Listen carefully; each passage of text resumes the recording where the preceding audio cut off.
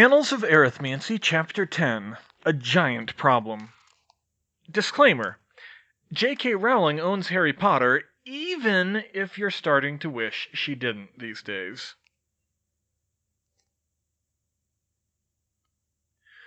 June 24th, 2000. Hogwarts closed for its second year after the war, and Harry and Ginny met Sirius at King's Cross Station when the Hogwarts Express pulled in. Why he had taken the express, Harry had no idea, but he'd learnt not to question Sirius's oddities. "Hey there, pup," Sirius said when he saw Harry. "What are you doing here?" "Just wanted to say hi," Harry said. "We heard a rumor you were leaving Hogwarts. Is there a problem up there?" No problem. I just didn't want to do it anymore," Sirius said. Harry frowned. "Why not?" His godfather chuckled. "You think I wanted to be a teacher? Definitely not my style. I'm more used to sticking it to the man than being the man." Ginny raised an eyebrow. "Sticking it to the man?" "Hey, I was a child of the 60s. Come on, since you're here, what do you say we go get some dinner?" Harry and Ginny shrugged and followed him out of the station. "Anyway, my reviews weren't even that good," he continued. "You were a decent teacher," Harry reassured him. "Only 'cause look who you had for comparison. I can do the job, but the kids deserve better than me. I only did the first year for you, and I only did the second year to prove the curse has been broken. I recommended Mooney for the position for next year if he wants it. I really think you should take it." Harry and Ginny had to admit Remus would be a better teacher than Sirius, and Sirius seemed happy to be done with Hogwarts. "So, what are you going to do now?" Harry asked him. He shrugged. "Probably just kick back and enjoy my retirement." "You're retiring at 40, you deadbeat!" Harry exclaimed. "Hey, that's filthy rich deadbeat to you. Besides, you haven't even had a job yet." "Ginny and I have actually been doing stuff, though." "We've done exhibition flying in 3 countries, Ginny agreed. "And yet I'm the one with a Firebolt Millennium," Sirius retorted. They stopped. "You've already bought a Firebolt Millennium while you were busy at school?" Ginny said. He grinned. "The better question is, why haven't you bought a Firebolt Millennium already?" Harry rolled his eyes. "I tried the Firebolt Millennium. They asked me to when it was in development. The handling is mediocre. Bloody fast, but too much of a hair trigger. I don't know how that happened after the original was so good." Sirius frowned. "Probably the war. Did they lose anyone who worked on the original?" I don't know," he admitted. "I do know they were planning to release a Firebolt 2 in '98, and the war delayed them for a couple of years." Might be that then. Still, I'm good with the bloody fast part." "Of course you are." 22nd of August, 2000. It had taken nearly 2 weeks from when Hermione saw the press release to contact the Swiss ministry, convince them of just why this trip was so important, locate someone at CERN who was read into magic — they employed so many people that there were a couple — and arrange a trip for her to visit. But at last she was in Geneva, where she could finally start up her work on antimatter. They also asked her to kill a few Dementors while she was in the country, but it was mostly for the antimatter. Her contact, Dr. van der Werf, met her in the front lobby. He was an older man, dressed far more casually than she'd expected. She'd never been around Muggle scientists much before, but a surprising number of them at CERN were in t-shirts and jeans. He smiled when he saw her. "Dr. Granger, it's an honor to meet you," he said, shaking her hand vigorously. "Pleasure, Dr. Van Werf," she replied. "Thank you for meeting me. Just call me the doctor." Van der Werf gave her a funny look. "Sorry, I can't get anyone in the magical world to call me that either." "I can imagine," he said. "My son was so excited when he told me of your work on magic and radioactivity. I even read the paper. I didn't know the magical theory enough to understand it, but what I followed of the math was good work." "Thanks, and you'd be the opposite of everyone else then," she said. "They only understood the magical theory." "Ah, shame." He led her through the hallways to the control center. It was almost like something she'd expect from NASA, albeit more stylized. Researchers bustled around long semicircular rows of desks that were lined with a near-solid wall of computer monitors stacked too high, all showing various aspects of the equipment and data processing for the facility. "So, you want to hear about the new anti-proton decelerator?" van der Werf asked. "Yes, they told you about my new project?" she asked. "Did they ever?" He lowered his voice. "I nearly had a heart attack when the Swiss Minister for Magic told me you were worried about using magic to create antimatter." "Yes, but I strongly suspect it's impossible," she corrected. "And I also suspect the Swiss minister was just parroting the words. I'm trying to prove it's impossible, but I need magical readings of actual antimatter." Antimatter was extremely difficult to come by, for obvious reasons. Natural potassium produced positrons, but it was only 1 in 100 million atoms in an element where the relevant isotope had a half-life of over 1 billion years, so it was almost undetectable. Hospitals produced short-lived positron sources for PET scans on the spot, but only in tiny amounts. University laboratories might have sodium-22 tabletop sources of positrons, but they were still just positrons, and seeing how electricity and magic interfered with each other, she wasn't sure they would give accurate readings. There were no antiproton sources at all outside international facilities like CERN. "Well, either way, I'll help you with that any way I can," he said. "That isn't something we want to let lie." "Yes, let's start by seeing how the machine works." "Of course."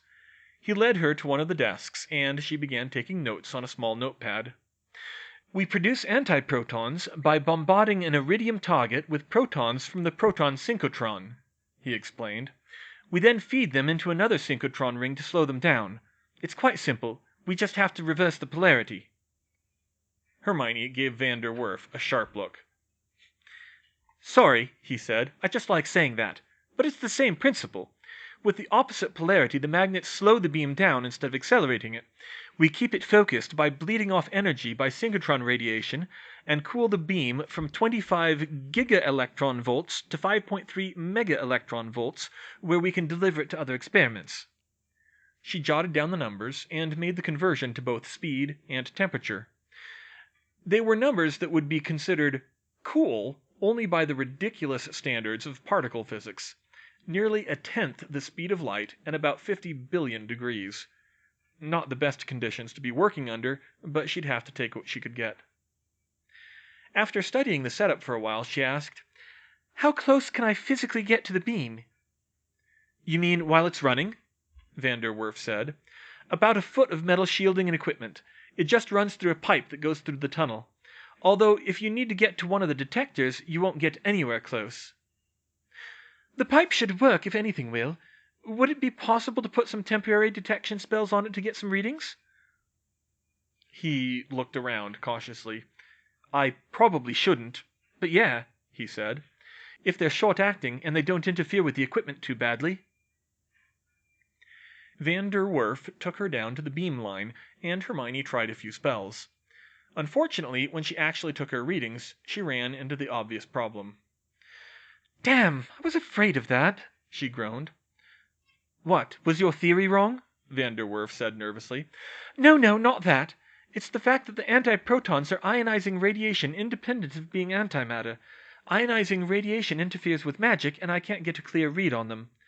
I'd need neutral antihydrogen to do that, but considering you can only make a few atoms at a time—" "Oh, of course, your original paper," he said. He was refreshingly quick on the uptake. "Yes, I can see how that would be a problem. I'm sorry I can't help you any more than this. There might be a chance, though. If you come back in 2 years when we have Athena up and running, we'll be able to produce cold antihydrogen in bulk." Hermione twitched. "Define cold and bulk," she said. "We designed it to run at 15 Kelvin, below the critical point, and we're hoping for on the order of 10,000 atoms in a shot." "Oh, that's actually pretty close to what I need. Contact me when I can come and see it, will you?" She gave him her card. "And thank you for your help." 1st of September 2000.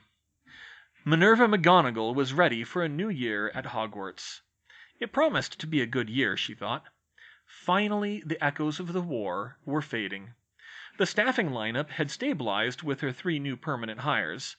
She was grateful that Remus Lupin had agreed to come back, bringing his family with him. It had been a long time since they'd had young children visiting the school. She'd almost forgotten what it was like seeing a toddler run around the castle, but it was a nice change. Minerva had also scored a major coup by finally getting rid of Binns. She'd had to reach out to the continent to find a replacement, but it would be well worth it.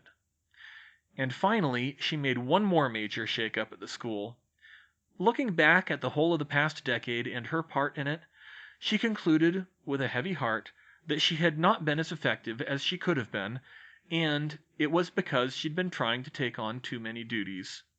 So she decided it was high time for Hogwarts to have a full-time deputy headmaster. For that position, she'd managed to convince Phoebus Penrose from the Ministry of Magic to join the school this year. Maybe this would truly be a normal year. Wouldn't that be strange?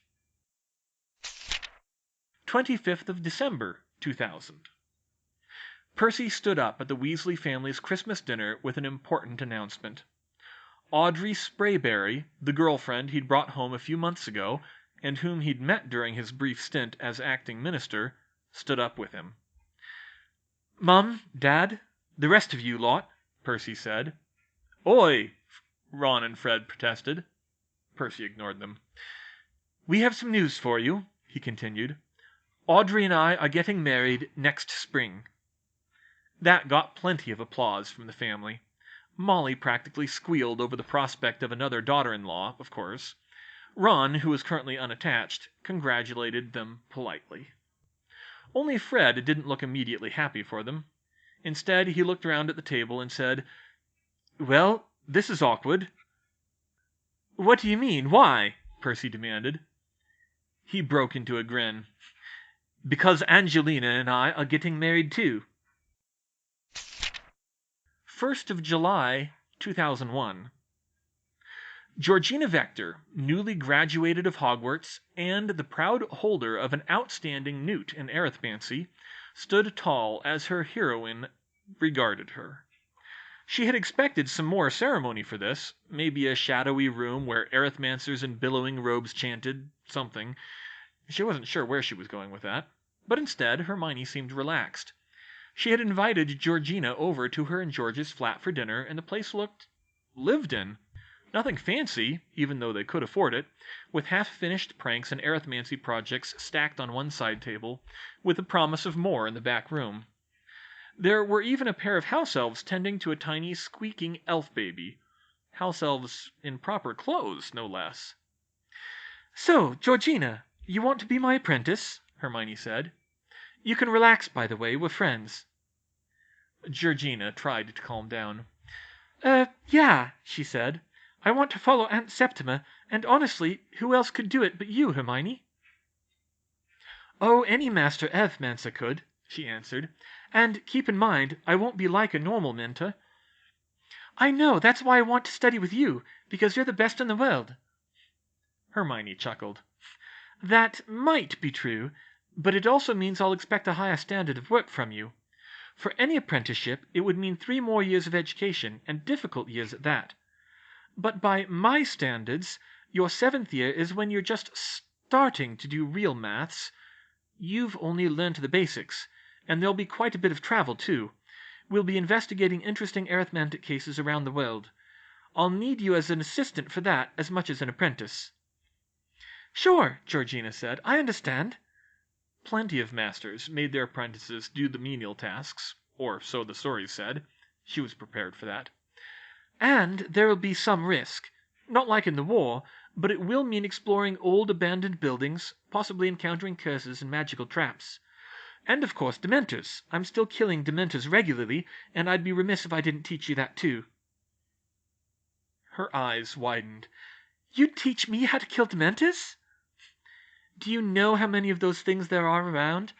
I need more people to be able to kill them if we're ever going to get rid of them. People I can trust. Any apprentice of mine is going to need to be able to do that." "Wow, that's great!" Uh-huh, you say that now, but most importantly of all, Hermione said, you should know I have no idea what I'm doing. She froze. What? If you want to do this, you need to know what you're getting into, Georgina, but the truth is even I don't know yet. I'm still learning myself what being a professional arithmancer is like, and for being a freelance arithmancy consultant along the lines of a cursebreaker, I'm completely making it up as I go. Oh, Georgina said, but you know the arithmancy, right? Even if you don't know what you're doing, I know you can teach. And even if the rest doesn't work out, your name on my resume will look pretty damn good. I'm sure about this. Hermione nodded solemnly. Very well. There will be restrictions, of course. Advanced arithmancy can be very dangerous if you don't know what you're doing. I've invented a lot of new techniques myself. Atomic rearrangement, soul magic, analytic ritual craft. You are not ready for those. In fact, you shouldn't even try to do spellcrafting on the fly like I do. That takes the same kind of mental discipline I use to do complex calculations in my head. I can teach you those skills, but it will take more time and effort, so don't go running off trying to do them on your own. Okay, Hermione, I get it, Georgina said. I've seen what you can do, and I've heard stories of people who delve into things they weren't ready for. I'll be careful of my limits. All right, then, she replied. You know, I think it's time I finally arranged that trip to Russia. I could use your help there. Ooh, George interrupted from the side of the room. Making sure she's serious? A little, but I really have put it off too long. Russia? What's the big deal about Russia? Georgina thought, but she answered, Sure, I can do that. Excellent, Hermione said. Welcome to the team, my young apprentice. George chuckled for some unknown reason. Yes, mistress, Georgina said. Don't call me that. 18th of July, 2001. Hermione, George, Georgina, and Hagrid made up the group that entered the valley. They had considered both Gropp and Madame Maxine to join them, but the giants dealt with small groups better, and between Hagrid and Hermione they should be able to deal with any trouble. Me and my big mouth, Georgina mumbled. Most witches and wizards feared the giants, and with good reasons. They were big, aggressive, and magic resistant, and that meant bad news for any wizard anywhere near them. With Voldemort's half-dozen giants in his army, the Battle of Hogwarts could have gone much worse if Snape hadn't started using killing curses on them. No sensible person wanted anything to do with them. And yet, Hermione wanted to save them. Georgina had heard her mention this idea over the past 3 years, but she'd never explained it in detail to her until now. The giants were going extinct, she said.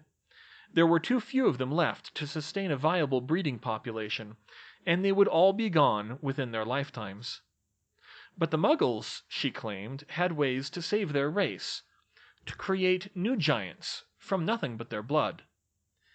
That was hard enough to believe, since it sounded like something only a powerful alchemist or a seriously dark ritual could do, but beyond that, Georgina just didn't see the point. Why bother? She'd said. Just let them go. She was cut off by the most awful look she'd ever seen on Hermione's face. Not angry, as terrifying as that was to see, but contemptuous and disappointed. To see that from her as either a friend or a mentor hurt. It was a small, probably unconscious glance at her scarred arm that made Georgina see her mistake. She apologized profusely, and she still feared Hermione would end her apprenticeship on the spot, but she didn't. Hermione was silent for an uncomfortably long time, and then she said, I don't think we think the same way, Georgina. And before Georgina could interrupt, she added, I don't blame you. It's just that it's easy to forget sometimes that we do come from different worlds. I'm invoking my authority as your arithmancy mistress here. I could tell you all about it, but I think the trip itself will do you more good. That felt a bit ominous. Georgina would have gone on the trip anyway, but that shut up any objections she'd had. And she didn't like to think about it, but she thought Hermione was right. They didn't think the same way. What Voldemort and the Death Eaters had done to Muggleborns, their fellow witches and wizards, was horrendous, and she wouldn't wish that on anyone. But if the giants died out on their own, well, she didn't have that visceral reaction that Hermione did. She just wasn't used to thinking about the giants like that.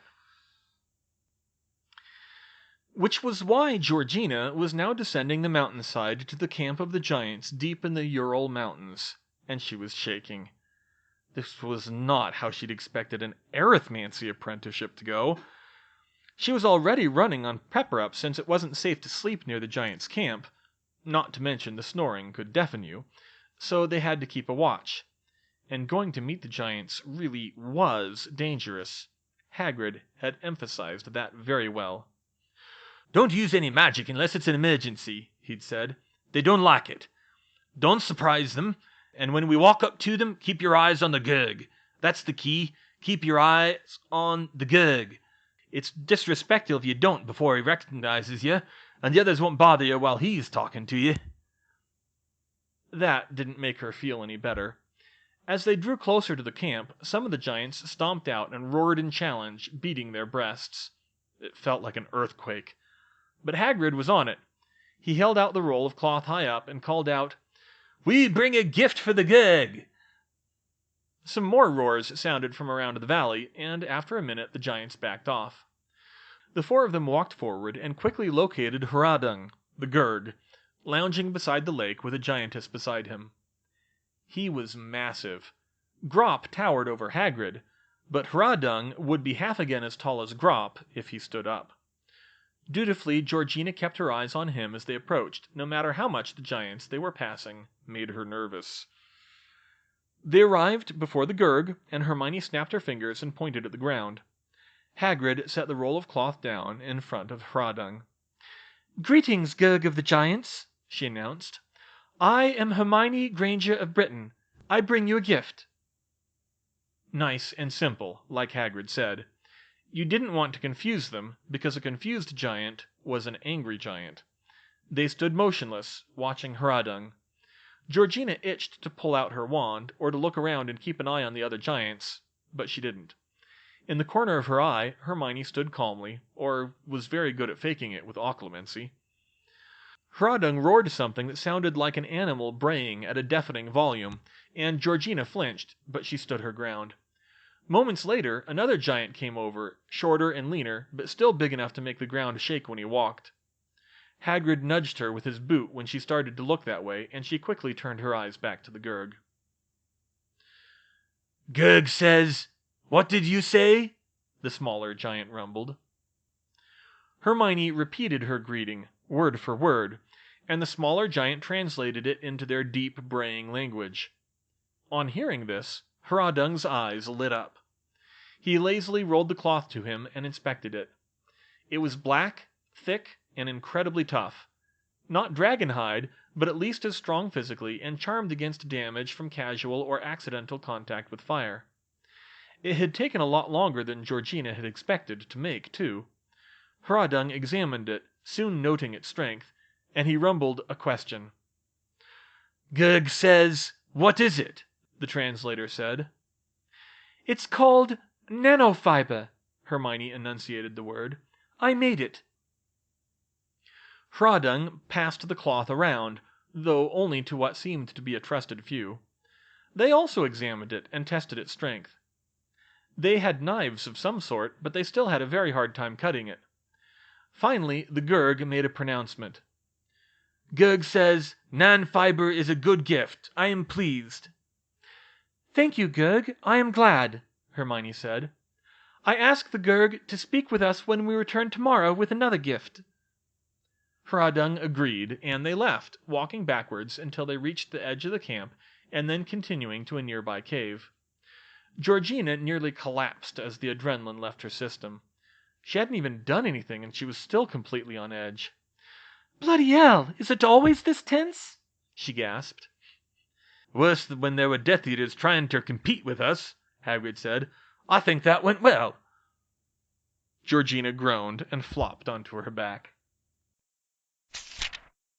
19th of July, 2001. The second day in the mountains was nearly as tense as the first to start with. Hermione led the way down into the valley and presented their second gift, a giant-sized burning glass for starting fires, charmed unbreakable and made from... Actually, Georgina wasn't sure what it was. It wasn't normal glass, though. Hradung seemed pleased that they'd done what they'd said, and he invited them to sit and talk. That was when things finally relaxed. As much as they could around the giants, anyway. Once they sat down, they were allowed to look around the camp. It wasn't much. There were campfires and a few lean-tos, but most of the giants, if they had anything at all, slept on what looked like nests of small branches and leaves that actually must have taken serious time and patience to make. Apparently, they were big enough that the elements didn't bother them. Hermione claimed the gorillas in Africa did the same thing, which, again, didn't inspire Georgina with confidence. They stayed and spoke to the giants for a while. Hermione introduced the rest of them and explained that George was her husband, Georgina was her servant, and Hagrid was the son of Fridwulfa, though hardly any of the giants remembered who she was.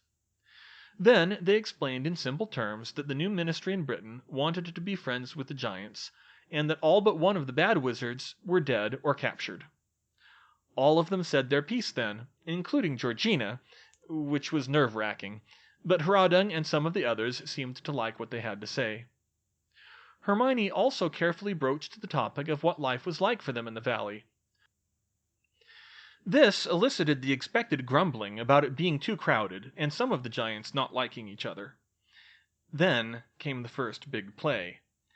They asked where the giants would like to go if some of them could leave, and said they would talk to the Russian ministry about doing it. This was risky because it wasn't certain they could follow through, but Hagrid took the lead there and explained it all in a way he claimed satisfied everyone. With that idea planted, they promised to come back with another gift tomorrow, and left. 20th of July, 2001. Today, Georgina was far more relaxed than she'd expected, able to really pay attention now that the third meeting had started smoothly. Hermione's third gift had been a surprise. A hunch based on Grop's love of the bits and bobs around his hut, especially the noise-making ones. It was a musical instrument, a set of tubular bells that was the size of a child's toy piano to Hradung, big enough that Hagrid was needed to carry it. You could play it by flicking the little mallets that were attached, but the really magical part was that it was enchanted to play multiple songs on its own at the touch of a lever. Hagrid thought it was a good idea, and Hradung loved it. He also insisted on playing it and listening to it for quite a while before settling down to talk to them again, but they eventually got back to business. There aren't enough giants left, Hagrid explained it. You're all one tribe, and you can't get wives from other tribes like you should. Hagrid had Dumbledore's old notes about the giants. Apparently, they used to practice exogamy to prevent inbreeding because they lived in such small tribes. But now, there was only one giant tribe left, even though it was bigger than normal, so they couldn't do that anymore, and inbreeding was worsening. This was partly the Russian ministry's fault for making them all live in one valley. Hermione had speculated that the Russian ministry wanted them to go extinct, and Georgina could believe it. But of course, to someone like Hermione, that was Dark Lord stuff, and she wasn't going to stand for it. We have some of the old tribes, Hradung said through his translator, and he rattled off some of their names in a feat of intellectual prowess that surprised Georgina. We can still follow the rules. What else can we do? But tribes can die out, Hermione said, just like families for us. If something bad happens, there are no more sons. You don't need to do that. I saw the tribal marks of the giants as Voldemort took to Hogwarts, Gurg, Hagrid said. They were the last of the tribe Gog-Magog, weren't they? They were? Georgina hadn't known that, or even what that meant. Excuse me, what's tribe Gog-Magog? She spoke up. The giant tribe that lived in Wales before they were expelled, Hagrid said. Me mum's tribe. I reckon they wanted to go back for revenge. Through some gentle prodding, they eventually convinced Hradung that he had a problem. He wasn't happy about that, but Hermione said she knew a solution. There's a new ritual called cloning, she said. It uses giants' blood to make more giants. It's very powerful, and that means it takes a long time, but we know it works because people tried it on smaller animals. We can use cloning to make more giants who will be a different tribe, and if we have blood from many giants, it will make them stronger." Slytherin that she was, Georgina was sure Hradung would be suspicious of this whole thing, and not without reason.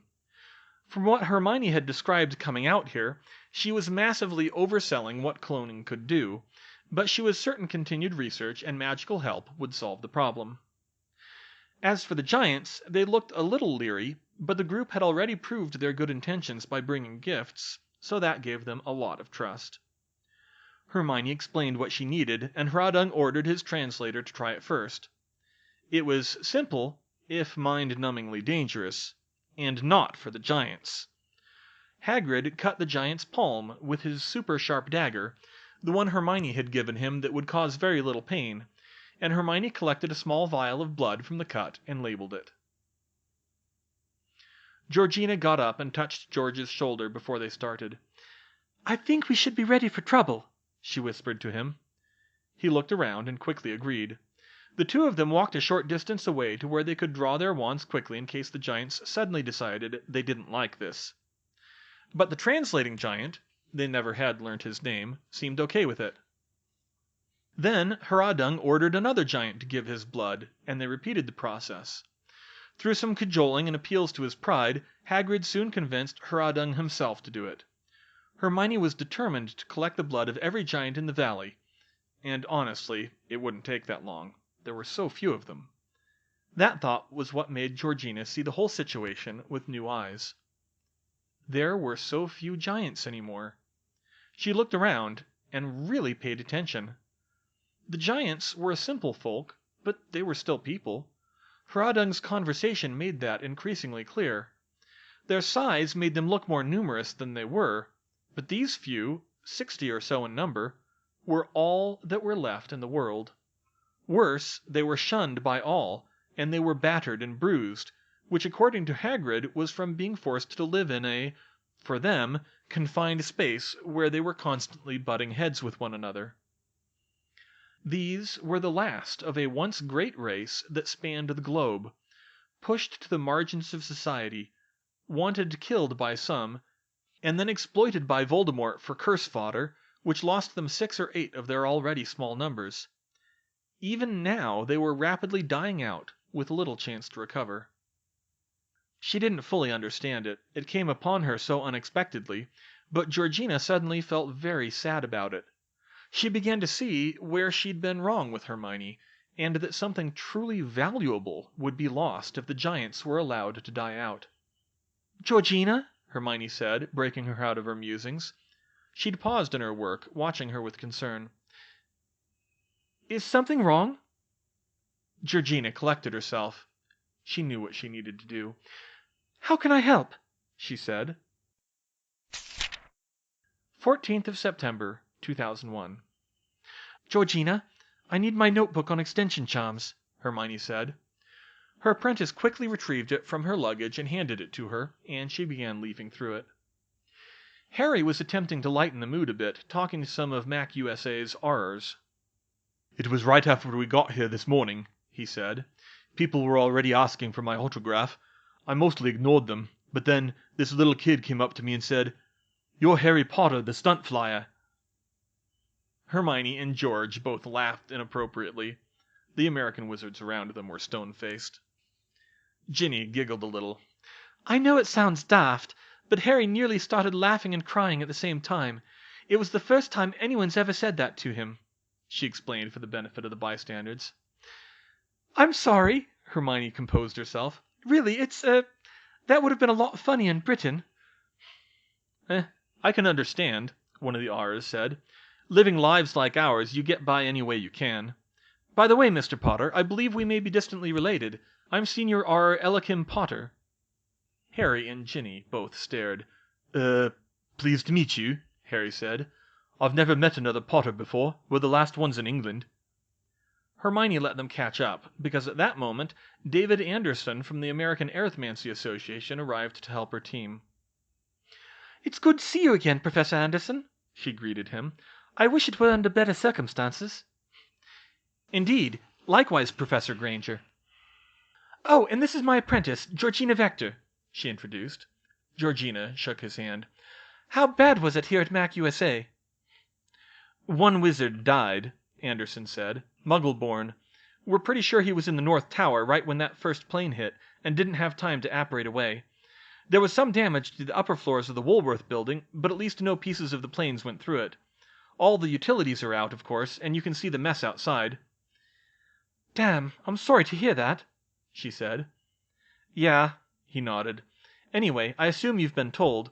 We need to get the Woolworth building in shape so that we can keep running Mac USA out of it without attracting Muggle attention. And it needs to be extra safe for this afternoon. President Bush is coming to tour the site, and security's going to be a nightmare. Hermione looked up. Oh, I hadn't heard about that bit, but I've been thinking about it. She showed him her notes. Look here, there should be a way to overlap the spaces more seamlessly. Connect them to a switch like a Muggle-worthy compartment in a suitcase, instead of just hiding it behind a wall. Maybe. The power requirements, though, Anderson said. They shouldn't be much more than you need to hide the magical part of the building anyway, Hermione said. Yes, I can see that. And it's mostly the areas around the doors we need to worry about anyway. Okay, I think we can implement this in the time we have. Come on, there are some folks from Magical Accidents and Catastrophes who are supposed to help us. Ah, and there probably aren't any here, but we need to keep an eye out. If we find any human remains, we're supposed to put them in evidence boxes, label them, and hand them to the Muggle cleanup workers or police. Hermione frowned. That reminded her uncomfortably of the aftermath of the Battle of Hogwarts, but there was always going to be something somewhere. She and Harry had agreed to send a letter to Mac USA asking if they needed any help the day of the attacks. To their surprise, perhaps because they were war heroes, Mac USA said yes. Hermione was lending her arithmancy experience. Anderson was right. It would be difficult. President Bush personally was in the know, but the Secret Service weren't, and wouldn't be so easily distracted by the magical equivalent of, "Look over there!" Harry mainly wanted to help people in need here, but Mac USA had him doing threat assessment. Ginny and George were helping with what cleanup there was in the magical part of the building and its surroundings. The debris clouds from the collapse had reached the Woolworth building and beyond, so there was plenty to do there. I'm kind of surprised Mac USA is getting involved at all, Georgina said after everything was explained to them. Everything I've heard says that they take separation from Muggles very seriously. I imagine it has something to do with the attack happening 3 blocks away from their own headquarters, Harry said. And they're still hardly doing anything to help the Muggles, he grumbled. I know you want to help, Harry, but it kind of is a Muggle thing, Ginny said. Not everything bad that happens is caused by dark wizards. Hermione didn't like it much either. She knew why it was necessary, but people needed help out there. Well, she suggested, when we have a bit more time, it seems like there's always a nest of Dementors around somewhere that needs killing, and Georgina needs the experience. Oh, that's right, Eliakim Potter said when he overheard. You're the Demon Slayer, aren't you, Miss Granger? She raised her eyebrow. Is that what they're calling me? Well, some people. Discovering how to kill Dementors is no small feat. I'm not sure why I didn't expect to get that from humans, she admitted. But the Dementors, of course, my reputation has spread among them. Really? How do you know? The last nest of Dementors I cleared out, they'd heard of me. When I walked in, they panicked and said, "It's the Angel of Death." R. Potter whistled along. Damn, he said. When even the demons call you that, you must be doing something right. I'd like to see that. Well, maybe in a few days when things calm down in New York, we can arrange something. George, are you interested in staying a bit longer? She called. I think we can squeeze it in, he agreed. It seemed like a good plan, and they made arrangements. The next morning, however, Harry and Ginny announced that they were going home early for health reasons. Is something wrong? George asked with concern. I'm pregnant, Ginny said. 31st of October, 2001. The good mood lasted 6 weeks. Molly was over the moon, of course. This was only her second grandchild. Sirius and Remus tried to give Harry a celebratory cigar as a joke, which Ginny was not happy about. Remus was also excited because he and Tonks were already expecting their second, so their child would have a friend going to Hogwarts. Although that didn't portend well for Hogwarts. Things were going pretty smoothly until Arthur burst into Hermione and George's flat from a dreary Halloween rain. He was out of breath and looked pale as a ghost. "Arthur!" she gasped. "Hermione, you're needed in the Ministry. Now," he said. "Dad, what happened? Is someone hurt?" George said. "Not yet, but it's bad. There's been a mass breakout at Azkaban." Hermione blinked in confusion. "But there are no prisoners in Azkaban." "Not prisoners. Dementors. Over 500 Dementors smashed through the wards and scattered all over the North Sea.